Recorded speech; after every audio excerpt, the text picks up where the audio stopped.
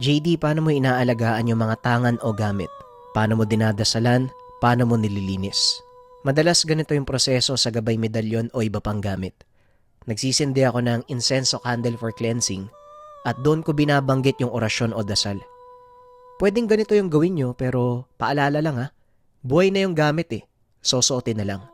Kumbaga, pampalakas ang proseso na ito. Kung wala kang oras, pwedeng sindihan mo yung kandila. Iwan ng 5 minuto, ayos na yun. Kung ikaw yung tipo ng tao na hindi mo alam yung gagawin mo sa buhay mo, subukan mo tong gabay medalyon. Makakatulong sa karir, negosyo, pag-ibig at kalusugan. Ang kwentong ito ay hango sa totoong buhay. Mula ito sa isa nating kabayan na itago na lang natin sa pangalang Noel. Taong 1989, Occidental Mindoro. Ay Noel, pakitapos mo na yung pagpapakain ng mga alaga natin. Tapos sumunod ka na sa Manokan. Marami tayong gagawin doon Darating pa yung kumpare kong bibili ng manok sa atin. Wika ni Mang Deo. Sige ho, tay. Susunod na ako. Sandali na lang ho to. Naninirahan sa isang bayan ng Mindoro itong si Noel. Kasama ang kanyang ama na itago na lang natin sa pangalang Mang Deo. Paghayupan at pagsasaka ang pangunahing kinabubuhay ng pamilya. Nag-iisang lalaki sa magkakapatid, kaya si Noel ang napagkatiwalaan ng gawain sa bukid. Ang mga kapatid naman ang siyang nag-aasikaso ng pang-araw-araw na gawaing bahay. Kung minsan ay tumutulong sa bukid, lalo na tuwing anihan. May maliit na taniman ng sibuyas ang mag-anak. Bukod pa dito, may munting baboyan si Noel. Samantalang ang kanyang ama naman ay nag-aalaga ng mga panabong na manok upang ibenta. Kilala na ang maliit nitong manukan dahil ilang beses nang nagkampiyon ang mga inaalagaan nilang lahi. Bagaman nagbebenta, minsan hindi sumali sa anumang pasabong si Mang Deo. Nakontento na ito sa pag-aalaga at pagtitinda. Simula pagkabata, nakagisnan na ni Noel ang pag-aalaga ng manok ng kanyang ama. Sa katunayan sa murang edad, sinanay na ang binata sa pagpapakain at tamang pag-alaga ng panabong na manok. Napalapit na rin ito sa mga parokyano ng kanyang ama. Isa na dito ang mayamang negosyante na itago na lang natin sa pangalang Mang Lucas. Noel, balita ko darating ang ninong Lucas mo ha. Ano, may naihanda ka na bang pasalubong sa kanya? Tanong ni Mang Deo. Oo, nailagay ko na nga sa karton yung pares ng manok na ipapawi ko sa kanya mamaya. Tugon ng binata. Lingid sa kaalaman ni Noel na ang pagbisitang iyon ng kanyang ninong ang tuluyang makakapagpabago ng kanyang paniniwala. Si Noel ang tipo ng taong hindi naniniwala sa swerte. Mas pinapahalaga nito ang kasipagan at pagsisikap sa lahat ng kanyang ginagawa. Kahit paunti-unti, basta umuusad ayos lang sa kanya. Ngunit hindi inakala ng binata magbabago ang lahat ng ito dahil sa isang regalo. Nang hapon na yun, dumating ang kanilang bisita. Nakasakay ito sa magarang sasakyan at may kasamang ilang mga kalalakian. Tignan mo nga naman ang itsura mo ngayon. Ibang-iba na sa dating nakilala kong Lucas. Wika ni Mang Deo. Siyempre kaibigan, hindi naman tayo nagpapakabato sa isang sulok. Nagsisikap din naman ako para marating kung ano man ang meron ako ngayon. Tugon ni Lucas. Ay tama ka nga naman. Natatandaan ko pa nung nagsisimula pa lang tayo. Isang tagatari sa sabungan na nagsumikap hanggang sa maging kilalang sabongero. Ikaw, anong nangyari sa'yo? Bakit hanggang ngayon nag-aalaga ka pati ng manok? Kung isinugal mo ang swerte mo sa sabong, malamang ngayon magkapareho na tayo. Nga pala, nasaan ang inaanak ko? Abay, maigit 10 taon din kaming hindi nagkita. Naaalala ko, 12 anyos pa lang siya nang umalis ako ng bansa. Tugon ni Lucas. Ay sandali lang, tatawagin ko ha. Nagpapakain siya ng mga bagong pisang sisiw eh. Ay hindi na paring Deo. Gusto kong makita ang mga bago mong lahi. Samahan mo na lang ako kung nasaan si Noel. Wika ni Lucas. Naglakad ang mga ito sa pinakalikod ng manukan. Nakita ang binatang abala sa pagpapakain ng mga alagang sisiw. Tinawag ito ng ama. Napangiti nang makita ang kanilang panauhin. Ninong Lucas, nandito na ho pala kayo. Pasensya na, medyo abala ako sa pagpapakain sa mga alaga ni tatay. Hindi ko kayo napansin. Wika ni Noel. Sabay hawak sa kamay ni Lucas para magmano. Binata ka na nga. Talagang ang bilis ng panahon. Nung huling kita ko sa'yo, tumatakbo ka pa dito sa manukan habang nanghuhuli ng inahing manok na iluluto ng nanay mo. Wika ni Lucas. Napakamot naman ng ulo si Noel. Bahagyang nahiya ang binata dahil naalala nito ang kapilyuhang ginawa sa ninong. Oo nga po eh. Hindi ko pa rin po nakakalimutan. Binato ko kayo ng itlog eh. Akala ko po kasi nagnanakaw kayo ng manok. Pasensya na po uli ha. Wika ni Noel. Tumawa ng malakas si Lucas. Hinawakan ng binata sa balikat. Halika, doon tayo sa kubo at may ibibigay ako sa iyo. Tamang-tama, hindi ba't nagpapakain ka ng mga sisiw? Bakit hindi mo na lang sila isali? Naglakad sina Lucas papunta sa kubo. Pagkarating sa lugar, nakita ng binata ang isang karton. Nagulat si Noel nang buksan ito dahil nag-iisang itim na sisiw ang laman ng karton. Sandali lang, Ninong. Ayam si Manny ba ang isang to? Bakit sobrang itim naman, nakakatakot? Marami ka na ngang nalalaman tungkol sa mga manok. Pero hindi ayam si Manny ang isang yan kung hindi isang aswang. Tumawa ng malakas ang binata dahil alam niyang walang ganong uri ng manok. Ninong naman, alam mong hindi ako naniniwala sa ganyan eh. Saan ba nanggaling nung sisiw na to? At saka bakit nag-iisa? Hindi ko din alam. Pero ang sabi ng tauhan ko sa manukan, may matandang nag-iwan yan sa labas ng kural. Alam mo naman itong si Toryo, pagdating sa mga hayop maawain, kaya inampon. Kaso nga lang may problema. Isinama niya ito sa ibang sisiw. Namatay ang lahat ng kasama niya. Pagpapaliwanag ni Lucas. Nagtaka ang binata kung paanong nangyari ang bagay na yun. Bakit naman ho, Ninong? May dalang sakit ba yung sisiw na to? Tanong ni Noel. Dinampot niya ito para tignan. Ngunit wala namang nakitang problema ang binata. Malusog ang sisiw na yan, Noel. Kaso nga lang may kung anong kakaiba. Bago mamatay ang mga sisiw na kasama niya sa kulungan ay nagkagulo na para bang may kung anong hayop ang bumulabog sa kanila. Nang tignan ni Toryo, patay na ang halos 20 sisiw. Mag-isa na lang nakatayo ang itim na sisiw na yan.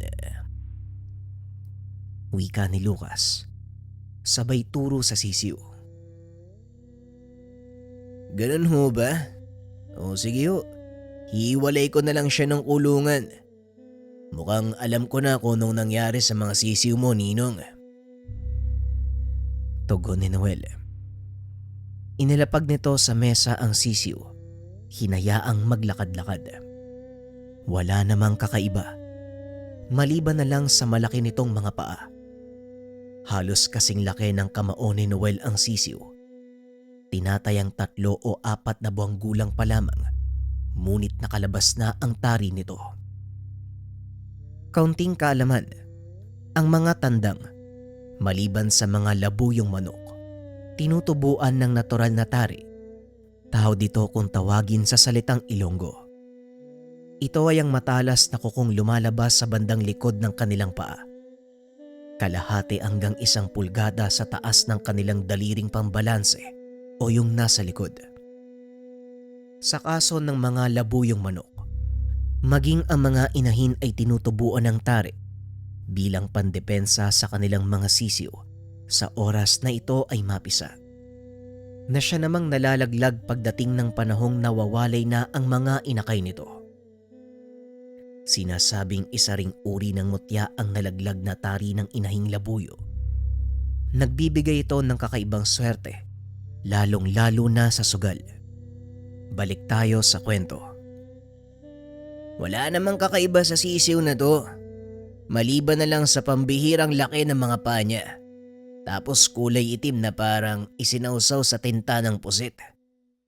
Wala naman po akong nakikitang dahilan para ikamatay ng mga sisiw na kasama niya sa kulungan. Wika ng binata. Hindi pa din ito mapakali sa sinabi ni Lucas.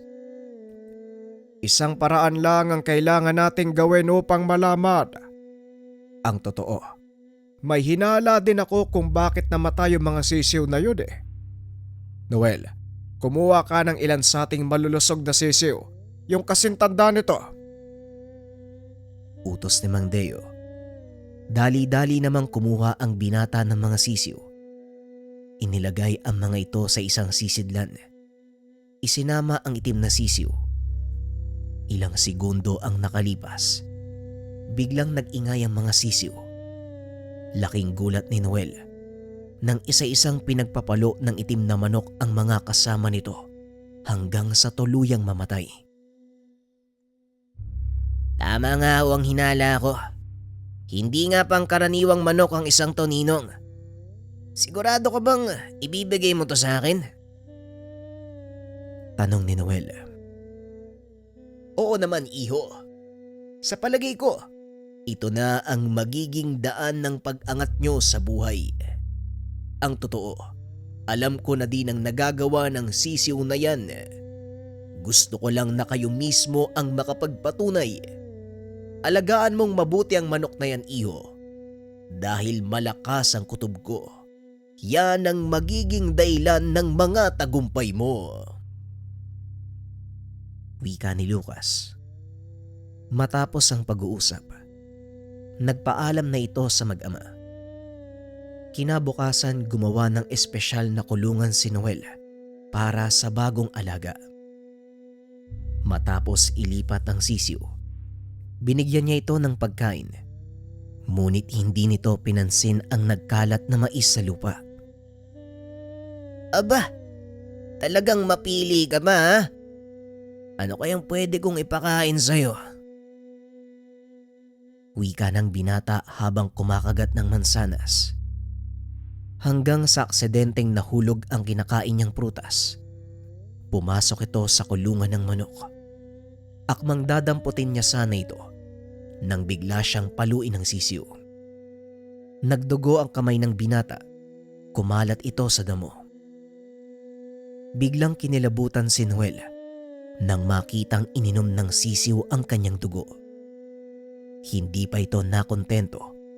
Paulit-ulit na tinuka ang damo kung saan pumatak ang kanyang dugo. Diyos ko po, totoo nga ang sinasabi ni Ninong.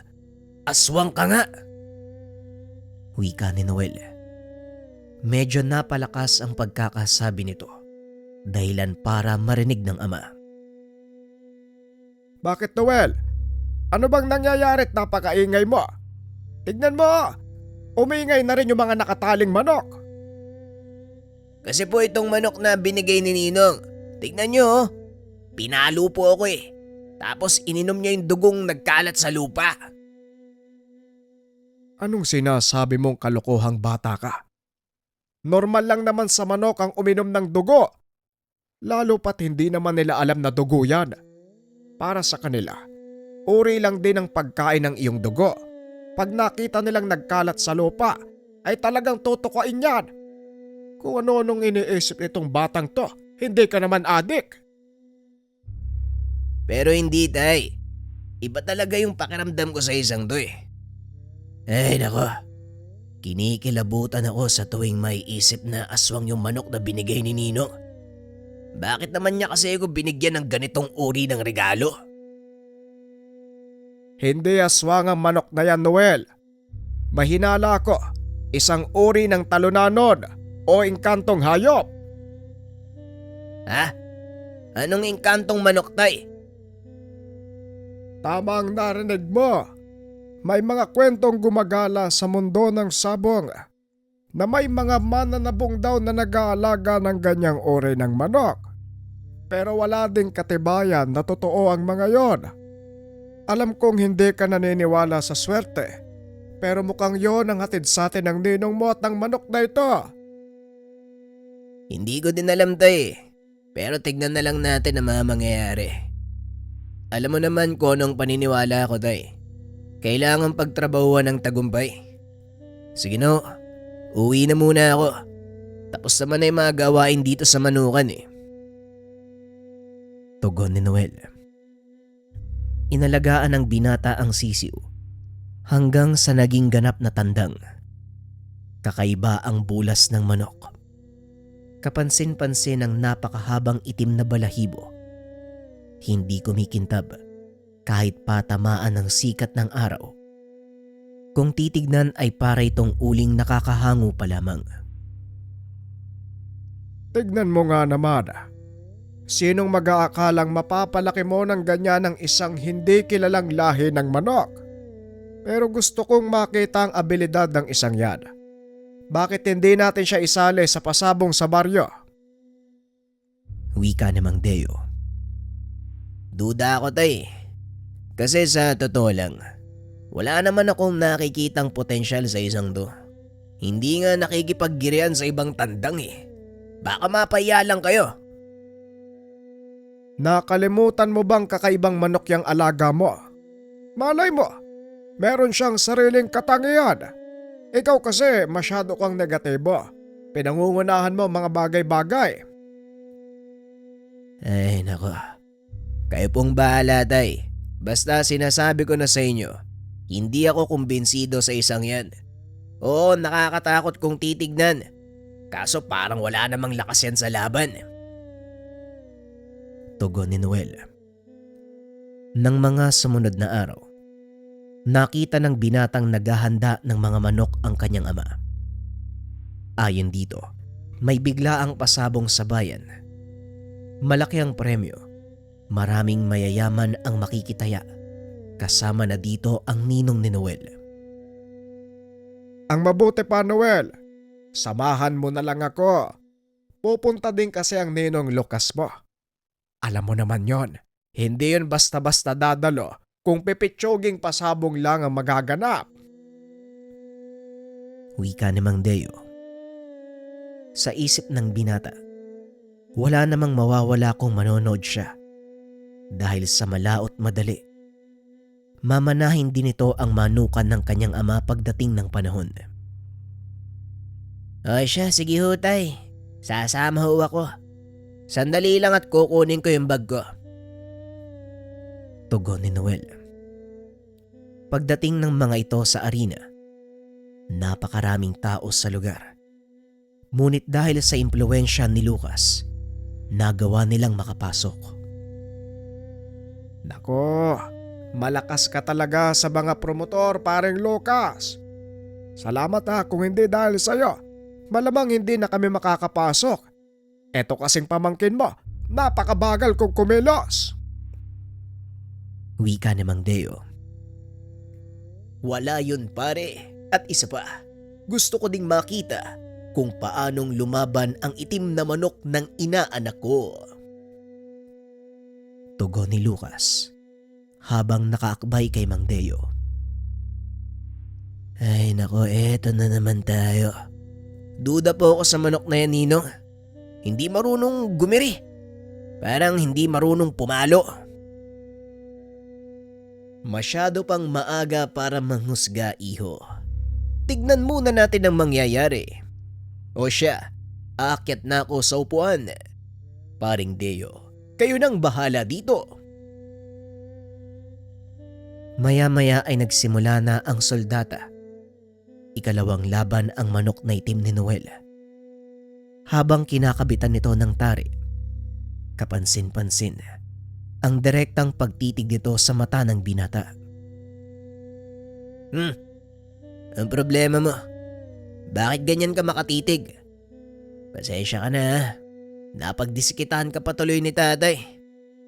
Pero ayos lang yan, siguro naman. Marunong kang makipaglaban, di ba? Huwag kang mamamatay ha. Paborito pa naman kitang alaga. Wika ni Noel.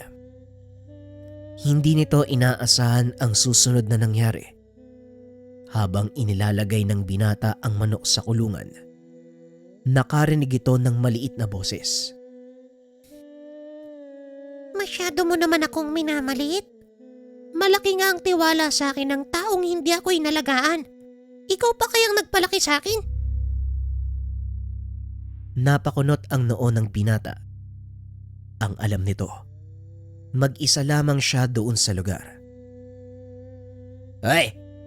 Sinong nandyan? May ibang tao ba dito? Tanong ni Noel.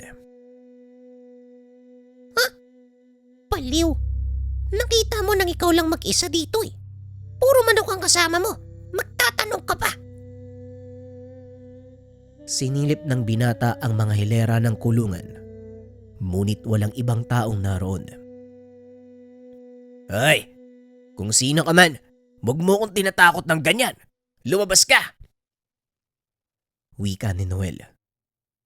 Hoy, baliw! Paano ako makakalabas? Kinandado mo yung kulungan ko. Kung hindi ka ba naman nuknukan ng timang? Wika ng boses. Hindi pa rin mahanap ni Noel kung sino ang nagsasalita, kaya bahagya na itong nagalit. Isang-isa ka na lang sa akin ha. Kapag hindi ka pa nagpakita, talagang malilintikan ka. Wika ni Noel. Bigla namang kumalabog ang kulungan ng itim na manok. Dali-dali itong sinalon ni Noel. Hoy, baliw! Siguro naman, nakikita mo na ngayon kung sinong nagsasalita. Nanlaki ang mga mata ni Noel nang mapagtantong galing sa itim na manok ang boses. Lalo pa nitong nabitawan ng kulungan nang dahil sa gulat. Ito, aray ko! Ano bang nangyayari sa'yo? Ngayon ka lang ba nakakita ng manok na nagsasalita? Tulungan mo ko dito. Mababalian ako ng balahibo sa buntot sa ginagawa mo eh. Wika ng manok. Demonyo ka. Anong ginawa mo sa katawan ng alaga ko? Lumabas ka dyan! Tugon ni Noel habang pinagkukrus ang daliri. Nakatutok pa ito sa manok. Hindi ako natatakot sa krus. Hindi naman ako demonyo eh. Grabe ka naman. Ang tikas ng itsura ko. Napakagwapo. Demonyo yung itatawag mo sa akin. Baliw! Wika ng manok. Kung hindi ka demonyo, anong klaseng nilalang ka? Isa kong talunanon. Engkantong gubat kung sa inyong mga tao. Minsan kaming napagkakamalang mga aswang. Pero ang totoo, lahi talaga kami ng mga engkanto. May iba sa aming nangangain ng tao. Pero karamihan, mabait kagaya ko. Tugon ng manok. Teka, may pangalan ka ba? Oo, meron. Ikaw pa nga mismo yung nagbigay sa akin nun eh. Baliw talaga. Hindi mo ba natatandaan? Naalala ni Noel. Pinangalanan niya itong Tikas dahil sa magandang forma at tindig. Oo, naalala ko na. Tikas nga palang binigay kong pangalan sa'yo. Tama ka. Hinaan mo lang yung boses mo. Mamaya isipin ng mga taong nababaliw ka na eh. Ikaw lang ang nakakarinig sa akin. Nakikipag-usap ako sa pamamagitan ng isipan. Kaya ganun din ang gawin mo. Hindi mo kailangang magsalita. Ay, baliw talaga. Tugon ni Tikas. Habang nag-uusap ang dalawa, pumasok si Mang Deo. Nakangiti ito habang nakatitig kay Noel. Tapos na ang unang soldata. Tayo nang susunod. Handa na ba yung manok mo? Hindi po ako sigurado, tay. Pero wala na tayong magagawa. Nakalista na tong si Manok. Ang ibig kong sabihin, nakalista na tong manok natin. Wika ng binata. Maya-maya ay tumayo na si Noel. Binitbit si Tikas pakyat ng ruweda. Biglang tumahimik ang kaninang nagkakagulong mga tao nang makita ang itim na manok. Nakarinig ng mga bulungan si Noel. Ang ilan ay nanghihinayang dahil ayam si Manny daw ang dala ng binata. Mamamatay lang ito sa salpukan. Sa mga hindi nakakalam, ang ayam si Manny ay isang uri ng manok na nagmula pa sa bansang Indonesia. Kadalasang itim ang balahibo nito, maging ang laman at buto. Sinasabing umaabot mahigit 50 mil ang magandang klase ng ayam si Manny, lalo pa kung ito ay inahin. Hayaan mo silang isipin ang gusto nila, Noel. Magugulat sila sa mangyayari. Wika ni Tikas. Maya-maya umakyat na sa ruweda si Lucas. Lumapit sa binata. Noel, iho. Kinakabahan ako. Dehado ang pustahan. Kailangang ilogro ang taya para matuloy ang soldata. Kung hindi, idedeklarang panalo ang manok ng kalaban. Walang pumupusta sa manok natin. Wika ni Lucas. Di mas maganda. Huwag na lang natin ituloy yung laban. Tugon ni Noel. Kaso nga lang nagmatigas si Lucas. Hindi, iho. Tatapatan ko ang pusta ng mga tao. Malaki ang tiwala kong mananalo ang alaga mo. Wika ni Lucas. Dali-dali itong lumawas ng ruweda. Pinuntahan ng komite. Anak nang, narinig mo ba yung sinabi ni Ninong Tigas? Tatapatan niya yung pusta sa kabilang manok. Alam mo ba kung gaano kalaking perang mawawala sa kanya kung sakali? Alam ko. Parang gusto mo akong mamatay ah. Magtiwala ka nga sa akin. Ako bahala. Tugon ni Tikas. Napailing na lang si Noel. Alam nitong wala na siyang magagawa. Maya-maya ay bumalik sa ruweda si Lucas. Naayos ko na ang lahat. Tatapatan ko ang pusta ng kalaban. Sige na, ihanda mo ang alaga mo. Wika nito sabay baba sa ruweda. Naiwan si Noel at Mang Deo. Sa kauna-unahang pagkakataon, magbibitaw ng manok ang binata sa isang totoong soldata. Huwag mo kong ihagis, baliw ka ah. Alam kong kabado ka. Ramdam ko yung panginginig ng kamay mo. Ilapag mo lang ako sa ruweda tapos tumabi ka. Ako nang bahala. Hindi, tatariyan kita eh. Wika ni Tikas. Nagsimula na ang soldata. Sinunod ni Noel ang bili ng alaga. Marahan niyang inilapag ang manok sa lupa. Pinagtawanan naman ito ng kabilang panig. Anong problema? Natatakot ka bang mabalian yung manok mo? Pangungutya ng lalaki na ang pangalan ay Badong. Hindi naman sumagot si Noel. Matapos itong ilapag ang alaga, tumalikod na ito at naglakad papunta sa tabi. Nakatayo lang sa gitna ng ruweda si Tikas, habang ang kalabang manok naman ay tila nakikiramdam. Nangangahig ito sa lupa. Kunwari ay may kung anong tinutuka. Maya-maya pa ay sinalpok nito si Tikas. Nagsigawan ang mga tao. Panay iwas ang ginagawa ng alaga ni Noel ng mga oras na yon. Kaya naman nagmistulang sirkus ang soldata. Tumakbo paikot si Tikas. Nang makita nitong humahabol ang kalaban, bigla itong huminto. Pinugpog ng palo ang manok ng kabilang panig. Nakisabay naman ito. Naging maganda ang laban. Kapwa ayaw pa lamang ng dalawang manok. Ngunit lingid sa kalaman ng lahat. Wala nang buhay ang manok na kanilang pinustahan. Paglapag ng dalawa, napatilaok pa si Tikas. Natawa si Noel dahil napakahaba ng tilaok nito na tila mauubusan na ng hininga. Maya-maya pa, kinariyo na ng sentensyador. Idineklarang panalo si Tikas. Napasigaw sa tuwa si Noel at nagtatatalon habang hawak-hawak ang alagang manok. Hindi nito alintana ang taring nakasabit sa paa ni Tikas. Ay, baliw! Dahan-dahan! Baka nakakalimutan mo. May nakakabit pang tari sa paa ko. Tanggalin mo na nga. Medyo nangangalay na ako eh. Wika ni Tikas. Dali-dali namang bumaba ang binata sa ruweda. Tinanggal ang tari sa paa ng alaga. Pagkakaguluhan tayo ng mga tao. Bilisan mo, Noel. Sa likod ka, dumaan. Wika ni Lucas. Dali-daling umalis sa lugar si Noel. Medyo malapit sa manukan ang sabungan. Kaya naman mabilis lang na nakapagtago doon ng binata. Ilang minuto lang ang nakalipas, dumating na si Lucas at Mang Deo. Tawa ng tawa ang mga ito habang daladala ang malaking supot ng pera.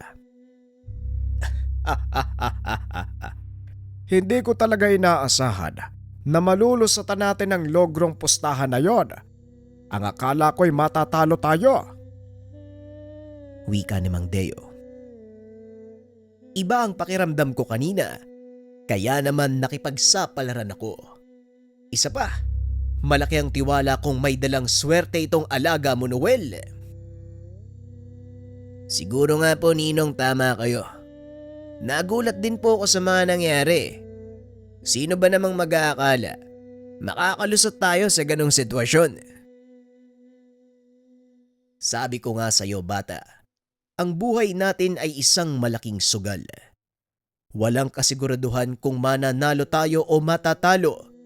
Sa bawat desisyong ginagawa natin ay para din tayong pumupusta kung magiging maganda ang kinakalabasan. Ang ibig sabihin, nanalo tayo. Kung hindi naman ay tanggapin ang pagkatalo at sa susunod na pagkakataon ay tumaya muli. Wika ni Lucas. Ito na ang naging simula ng pagbabago ng buhay ni Noel. Sa paglipas ng mga buwan, nagpatuloy ang swerte ng binata at sa hindi malamang dahilan, dumami ang lahi ng alagang itim na manok. Nagulat na lang ito isang araw na may pagala-gala ng mga itim na sisiw sa kanilang manukan. Alam mo ba kung saan nanggaling ang mga sisiw na to, Tikas? Andiyan na pala kayo. Kanina pa tawag ng tawag ang ina niya. Tugon ni Tikas. Maya-maya ay lumipad mula sa sukal isang inahin na itim na manok. Lumapit ito kay Noel. Lumobo ang balahibo. Naghahandang pupugin ng palo ang binata. Ang mabuti pa, pakawalan mo ang mga sisiw kung ayaw mong maligo sa palo mula sa inahin yan. Wika ni Tikas. Saan naman nanggaling yung inahing manok na yan?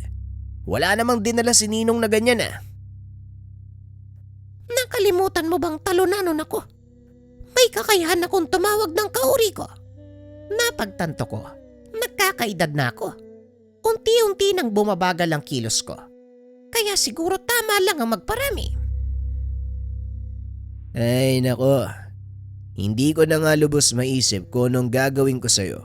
Nagdagdag ka ba? O siya, Bahala na nga. Wika ni Noel. Nagsipaglakihan ang mga sisiw. Kalaunan sinabak din ng binata sa mga laban.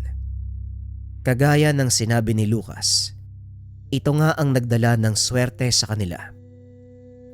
Lalong dumami ang mga parokyanong bumibili sa kanila ng manok. Paminsan sumasali pa din sa maliit na pasabong si Mang Deo na dati ay hindi nito ginagawa. Dahil sa biglaang pag-usad ng pamumuhay. Marami ang nainggit sa mag-ama. May ilan pang nagtangkang nakawin ang itim na manok. Pero kapahamakan lang ang napapala ng mga ito. Noel, mukhang nanakawan na naman tayo ng 2 manok ah. Hindi mo ba naramdaman kagabi? Naramdaman ko, tay. Pero hinayaan ko na lang. Babalik at babalik din naman yung mga yun eh. Malalaman din natin kung sino ang nagnakaw. Tignan mo maya-maya lang. Nandyan na yung mga manok. Tugon ni Noel. Muling nagpatuloy sa pagtatabas ng damo. Ilang minutong nakalipas, nakita ni Mang Deo ang 2 nawawalang manok. Nakakabit pa sa paa nito ang mga tali. Noel, nandito na yung mga alaga mo. Abay, parang binunot lang ng mga kumuha ang tali nila. Wika ng matanda habang ibinabalik ang manok sa kanilang pwesto. Sabi ko naman ho sa inyo eh. Mamayang hapon, malalaman natin kung sino ang nagtangkang kumuha sa kanila. Wika ni Noel. Pagsapit ng hapon, sabay na nagpunta ang mag-ama sa kabisera. Uminom sila ng tuba. Naglalakad ang 2 nang makasalubong nila ang kapitbahay na si Mang Ponso. Nandito na pala ang pinakabagong milyonaryo sa baryo. Ano, Deo? Kumusta ang buhay mayaman? Wika ni Mang Ponso. Naku naman paring Fonso, alam mo namang wala sa akin yung mga ganyang bagay. Sa totoo lang, parang wala ding nagbago. Tugon ni Mang Deo. Ay nako, hindi mo yon makikita sa sarili mo, paring Deo. Pero lahat ng tao dito sa atin, nakikita ang malaking pagbabago sa'yo. Lalo na sa ugali ng anak mo. Eh bakit naman? Ano bang ginawa ng mga anak ko? Walang kalam-alam si Mang Deo sa ginawa ng mga kapatid ni Noel. Maging siya ay nagulat sa sinabi ni Mang Fonso. Bakit po, Manong? Ano po bang ginawa ng mga kapatid ko? Kayo na lang ang tumuklas. Mahirap magsalita, Noel. Pero sasabihin ko sa inyong mag-ama, hindi kaaya-aya ang ugali ng anak mo, Deo, simula nang umangat kayo sa buhay. Wika ni Mang Ponso. Kinagabihan umuwi ng bahay si Noel upang kumustahin ang kalagayan ng kanyang nanay at mga kapatid. Laking gulat nito dahil nag-iisa ang matanda. Nay, nasan si Abby saka si Isa? Bakit mag-isa lang kayong kumikilos sa kusina? Tanong ni Noel. Ay nako, ayun. Lumabas kasama ang mga barkada nila. Ewan ko ba dyan sa mga kapatid mo? Simula lang magkapera tayo, parang wala nang kinikilalang tao. Wika ni Aling Maming. Anong oras ho sila umalis? Kakaalis lang din nila anak. Mga ilang minuto pa lang bago ka dumating. Dali-daling lumabas ng bahay ang binata upang sundan ang 2 kapatid. Naalala nito na bisperas ng kapistahan sa kabilang bayan, kaya alam nitong doon pupunta ang 2. Pagkarating, nakita kagad ni Noel ang isa sa mga kapatid. Nakaupo ito sa mesa, kasama ang ilang kalalakian at mga kaibigang babae. Mahinahong lumapit ang binata sa grupo. Wala namang nakapansin sa kanya dahil abala ang mga ito sa pag-uusap. Sige lang, inom pa kayo. Akong bahala sa lahat. Wika ni Abby. Uy Abi, baka mamaya. Napagutusan ka lang bumili ng kung ano ha. Tapos yung perang pambili, ginamit mo ha kung papagalitan ka, ayoko madamay. Wika ng isa sa mga kasama ng kapatid. Wala yan oh. Hindi magagalit si tatay. Sa sugal lang naman nila nakuha yung pera kaya walang kaso kahit maubos pa. Tugon ng dalaga. Nanatiling nakamasid si Noel. Inaabangan nito ang susunod na mangyayari. Maya-maya pa tila nagalit ang dalaga dahil hindi pa dumadating ang inorder na inumin. Ano ba? Kanina pa kami naghahantay dito, bakit wala pa rin? Ang babagal niyong kumilos. Binabayaran naman kayo ng tama ah. Wika ng dalaga. Dito na nagtaas ng kilay si Noel. Akmang lalapitan na sana ito ng binata nang biglang may sumampal sa dalaga. Walang yakang bata ka. Bakit ganyan ang asal mo? Nakatikim ka lang ng kaunting biyaya. Ang akala mo, pagmamay-ari mo na mga tao sa paligid mo. Wika ni Mang Deo. Napangiti na lang si Noel nang makita ang ama. Habang pinangangaralan niya ito, tumayo ang isa sa mga kaibigan ni Abby. Tinulak palayo ang matanda. Pwede ba tanda? Huwag mo nga sirain yung gabi namin. Kung pangangaralan mo yung anak mo, dapat sa bahay mo ginagawa, di ba? Isa pa kaarawan ko ngayon eh. Baka gusto mong makarating kay tatay itong ginawa mo. Wika ng lalaki na nagngangalang Diego. Hindi naman nakapagsalita si Mang Deo dahil napakarami ng mga kasama nitong nagsipaglapitan. Nang marinig ang komosyon, dito na lumapit si Noel. Hinila palayo ang ama. Halina ho kayo, tay. Hayaan mo na yan si Abby. Mamaya lang uwi na yan ng bahay. Mabuti pa nga Noel. Humanda sa akin yung batang yan pagdating sa bahay. Tugon ni Mang Deo. Habang naglalakad ang dalawa, biglang may tumawag mula sa loob ng bahay aliwan. Alam mo tanda, sinira mo yung modo ko eh. Bakit hindi ko na lang kaya sirain yung mukha mo? Wika ni Diego. Naglabas ito ng patalim at mabilis na sinugod ang dalawa. Sinalubong naman ito ni Noel at inagawang patalim. Sa kasamaang palad, dumating ang ilan sa mga kaibigan ng binata. Pinagtulungan ang mag-ama. Swerteng dumating ang kapulisan, kaya kagad naawat ang mga ito. Pag-uwi ng tahanan, halos hindi makakilos si Mang Deo. Nabalian pa ito ng braso. Sino bang may gawa nito sa inyo? At bakit naman kasi pinuntahan niyo pa si Abby? Tanong ni Aling Maming. Pwede ba mameng? Huwag mo kong pangaralan. Masakit na nga yung katawan ko eh. Walang iya talaga yung anak ni Konsyal. Pati na rin yung kaibigan niya. Wika ni Noel. Dali-dali itong tumayo at umalis ng bahay. Naglakad si Noel papunta sa manukan at doon nagmukmok. Mukhang pinagpiesta ng kamao yung pagmumukha mo ah. Anong nangyari? Sinong may gawa niyan? Tanong ni Tikas.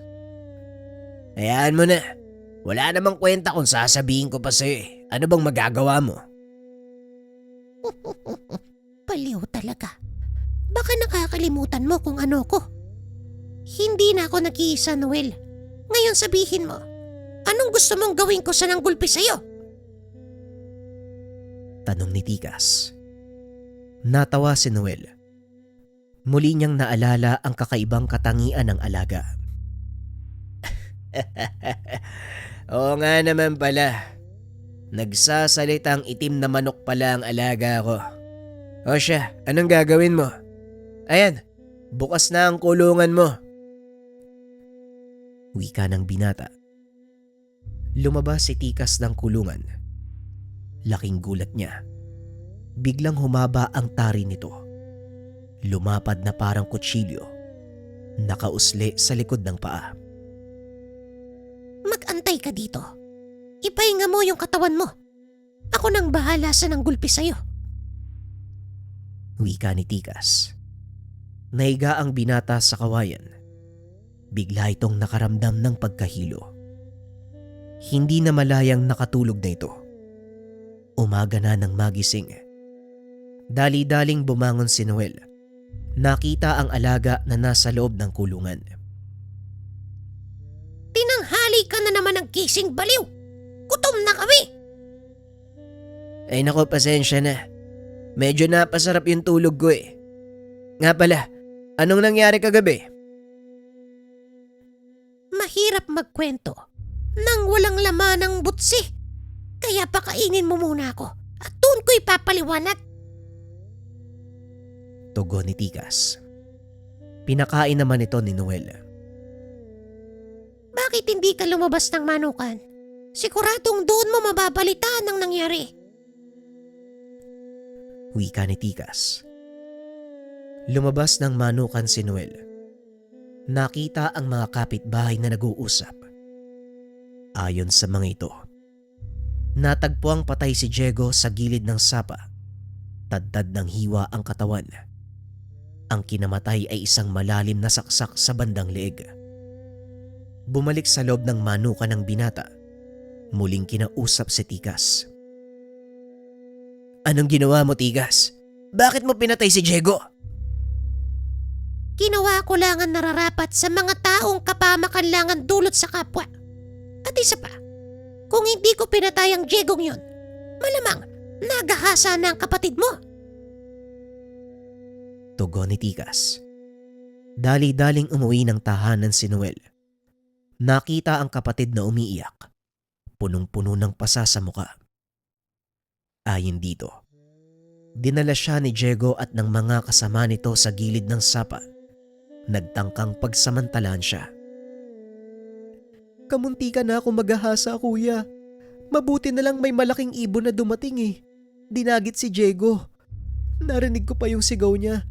Sa takot ko na ako yung isunod ng ibon, tumakbo na ako palayo eh. Pagpapaliwanag ni Abby. Magpasalamat ka at nailigtas ka ng ibon na yon. Tugon ni Noel. Muli itong bumalik sa manukan. Sumunod naman si Mang Diego. Kinausap ang binata. Alam mo ba kung ano ang sinasabi ng kapatid mo? Isang malaking itim na ibon, Noel, na may tari ng manok. O tay, alam ko ang sinasabi ni Abby. Alam ko din na hindi kayo maniniwala kung sasabihin kong si Tikas ang may gawa nun kay Diego. Ay, naku talaga, oo. Sinasabi ko na nga ba eh. Umamin ka. Ikaw ba ang pumatay kay Diego? Ano ka ba naman, tay? Hindi nga ako nakaalis sa manukan buong gabi. Hindi nagsisinungaling ang mga ebidensya, Noel. Tignan mo ang suot mong damit. Saan ang galing ang dugong yan? Tay, nakalimutan mo ba ginulpi tayo kagabi? Yung mga dugo na yan galing sa ilong at bunganga ko. Tignan mo nga oh, putok pa yung nguso ko sa ginawa nila. Ay, oo nga pala, nakalimutan ko. Teka, paano mo namang nasabing si Tikas ang may gawa na, Aber? Nababaliw ka na ba? Ang manok na yan ay isang talunanon. Lahat ng itim na manok na meron tayo, kagaya niya. Nakakausap ko sila at siya mismo ang nagpresenta na gumante. Tugon ni Noel. Alam nitong hindi maniniwala ang ama sa sinabi niya. Kaya naman pinatunayan ito ng binata. Tigas, halika nga. Lumapit ka nga dito. Nanlaki mga mata ng matanda. Dahil kusang lumabas ng kulungan ang manok. Bakit ganon? Paano kang naiintindihan ng manok? Sinabi ko na sa iyo, tay. Nakakausap ko sila sa pamamagitan ng isipan. Kahit anong sabihin ko, gagawin ni Tikas. Kailan pa yan nagsimula? Bakit hindi mo sinasabi sa akin? Matagal nang nagsimula yan, tay. Mula pa nung una nating laban. Oo, yung unang laban ni Tikas. Kita mo yung bata ka, oo. Ilang taon na yun ah. Ay, pero may iba bang nakakalam niyan? Sa ngayon, tay, tayong dalawa lang po. Mabuti naman kung ganon. O siya, ay sandali lang ah. Babalik na nga muna ako sa bahay. Pag-uusap ng mag-ama. Wala silang pinagsabihan sa mga nangyayari. Nagpatuloy ang kanilang buhay. Lalong lumago ang negosyong manukan. At hindi inaasahan ng binata na sa tagal ng panahon, halos pagmamay-ari na nila ang manukan sa baryo. Nanatiling mapagkumbaba ang mag-ama. Ngunit nariyan pa rin ang mga taong inggit sa kanila. Paulit-ulit na tinatangkang nakawin ang kanilang mga alagang itim na manok. Alam mo, tay, parang ako na'y napapagod sa mga taong paulit-ulit na nagtatangkang nakawin yung mga manok natin. Oo nga eh. Walang kadala-dala. Pero hayaan mo sila. Magsasawa din yung mga yan. Eh kita mo kahit anong gawin, bumabalik lang naman sa atin eh. Nung araw na yon, naghahanda sila para sa isang malaking sabong. Dadaluhan ito ng malalaking mananaya, sabongero, mula sa iba't ibang probinsya. Ang dinig ko, dadalo sa derby ang kakilala mong si Iko. Mula sa Negros, ha? Matibay din ang mga alaga nun, tay. Mataas ang respeto ko sa taong yun, Noel. Maliban sa siyang naging idolo ko, halos lahat ng nalalaman ko ngayon ay galing sa kanya. Oo, matitikas ang lahi ng manok ni Eko. Pero alam ko namang tayo pa rin ang mananalo. Wag pa rin tayong papakasiguro, tay. Dahil hindi natin alam ang ikot ng kapalaran. Gaya ng sinabi ni Ninong, Ang buhay ay isang malaking sugal. Mabuti naman at nakarating ako bago magsimula ang bakbakan. Nagulat si Noel. Biglang sumulpot si Lucas habang nag-uusap ang mag-ama. Ninong, sabi ko na nga ba darating kayo eh. Abay syempre, Noel, kailangan. Makinig ka sa sasabihin ko. Huwag mong palalaruin si Tigas at ang iba pang itim na manok. Isa sa mga makakalaban natin ay may kasamang albularyo. Balita ko'y matinik daw yon pagdating sa pampaswerte. Kanina lang, nakita ko siyang nagsaboy ng asin. Areglado, Ninong. May mga nakondisyon naman akong manok eh. Pangreserba kung sakaling mangyari ang ganito. Mabuti na lang at dumating ka, Lucas. Teka, ay paano mong nalaman ang kilos ng kalaban? Si Iko ang tinutukoy ko, paring Deo. Alam mo kung paanong kumilos ang iyong kaibigan. Sigurista, pagdating sa ganitong mga laban. Wika ni Lucas. Habang nag-uusap ang dalawa, nilapitan ni Noel si Tikas.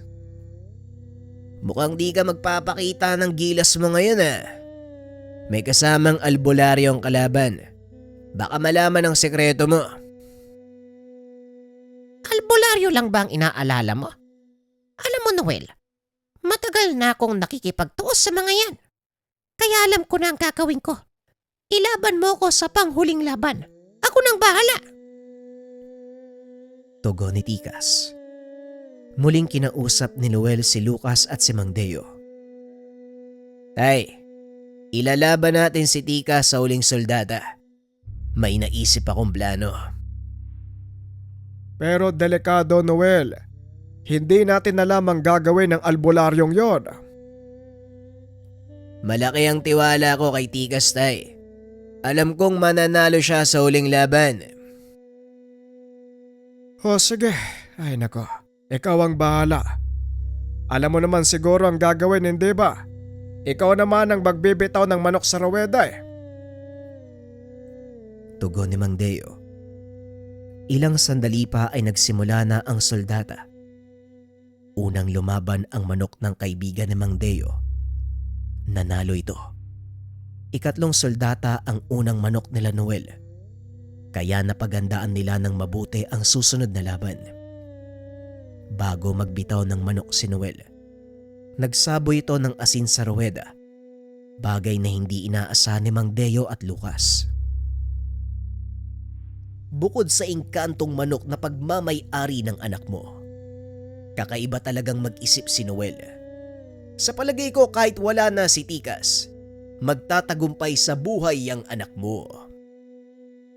Eh saan pa ba magmamana ang ugali niyan? Eh di sa taong tinitigala niya. Aba namay, nagyayabang na naman ang kumpare ko. Napalaki mo ng maayos ang anak mo, Deo. Yun lang yun. Ikaw ang tinutukoy ko, Lucas. Idolo ka ng batang yan. Sa aspeto at prinsipyo mo sa buhay. Kaya ayan, tignan mo ngayon. Hindi mo ba napapansin? Halos pareho kayo mag-isip. Abay, ngayon ko nga lang napansin. Oo nga no. Maging ang aking estratehiya ay kuwang-kuha niya. Ngayon nagtataka nga ako eh. Kung anak ko ba talaga yung si Noel? Ibang kanyang ugali. Malayong malayo sa akin. Ano ka ba, kumpare? Para nga kayong pinagbiyak na santol. Kalahating tuyo at kalahating sariwa. Biro lang. Halika na, magsisimula na ang soldata. Pag-uusap ng dalawa. Pag-akyat ng mga ito sa upuan, nakita nilang nakatayo lang si Noel sa gilid habang hawak ang alaga nilang manok. Sa kabilang panig, si Badong ang magbibitaw. Kausap nito ang isang matanda. Nanlaki ang mga mata ni Mang Deo nang makilala nito kung sino ang matandang iyon. Teka, si paring Ponso yung kausap ni Badong. Kaninong manok yung hawak niya? Wika ni Mang Deo. Mukhang kay pare mong iko ang manok na yan. Kilala ko ang tupada ng mga alaga niya. Straight cumb. Sweater lang ang lahing pinaparami niya. Oo, paring Lucas. Doon nakilala si Iko eh. Yung mababangis na sweater. Straight cam na kombinasyon ng lahi. Dito natin masusubukan ang bangis at stratehiya ni Noel. Hayaan mo lang siya, Deo. Titignan natin kung makakalusot siya sa soldatang ito. Abangan ang susunod na episode ng ating kwento. Maraming salamat. Check nyo tong habak mula sa likha. Noon nakikinig lang ako sa kwento ng mga antingero, albularyo, ermitanyo, hanggang sa umabot sa punto na gusto ko nang matutunan yung ginagawa nila. Kusa siyang dumating sa akin mula sa Antingeros del Negros. Nakita ko sa kanila yung habak eh. Mabisang depensa, higit sa lahat pamparusa sa mga sinasapian. O yung mga tao na nililikop ng itim na enerhiya. Kasama nito yung orasyon, dasal para mapagana. Andito yung guide kung paano gagamitin at dadasalan. Kung interesado kayo, message lang sa likha or check nyo yung link or check nyo dyan sa Yellow Basket. Salamat.